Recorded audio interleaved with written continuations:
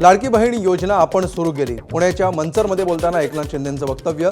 तर असं मतदान करा की विरोधक होतील पंक्चर आणि शिवसेना जिंकेल मंचर. मतदारांना आवाहन करताना एकनाथ शिंदेंची शेरेबाजी. परभणीमध्ये युवक काँग्रेसचं महापालिकेसमोर आंदोलन. महापालिकेच्या प्रारूप याद्या जाळल्या. प्रारूप याद्यांमध्ये प्रचंड घोळ असल्याचा आरोप. तीर्थक्षेत्र विकास आघाडीला विजयी करण्यासाठी पंढरपूरमध्ये खासदार प्रणिती शिंदेंची पदयात्रा. प्रणिती शिंदेंची महिलांमध्ये मोठी क्रेज. आदिवासी कातकऱ्यांच्या विविध मागण्यांसाठी श्रमजीवींचं राहनाळ ग्रामपंचायत कार्यालयासमोर आंदोलन. राहनाळ ग्रामपंचायत हद्दीतील सर्व आदिवासी कुटुंबियांच्या घरांना घरपट्टी लागू करावी यासह विविध मागण्यांसाठी आंदोलन. नाशिकच्या येवल्यामध्ये मका खरेदी केंद्रावरील पोर्टल बंद. शेतकऱ्यांना मारावे लागतात हेलपाटे. शेतकऱ्यांच्या मागणीनंतर मका खरेदीसाठी 15 डिसेंबरपर्यंत मुदतवाढ.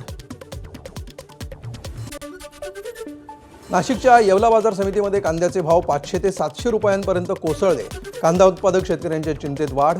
विक्री झालेल्या आणि विक्रीसाठी येत असलेल्या कांद्यावर प्रति क्विंटल 1000 रुपये अनुदान देण्याची शेतकऱ्यांची मागणी. बीडच्या वडवणी तालुक्यातील देवगावमध्ये खंडोबा यात्रा. यात्रेनिमित्त बैलगाडा ओढण्याची परंपरा कायम. 4 दिवसीय खंडोबा यात्रेनिमित्त गावामध्ये कुस्त्यांचा सामना रंगला.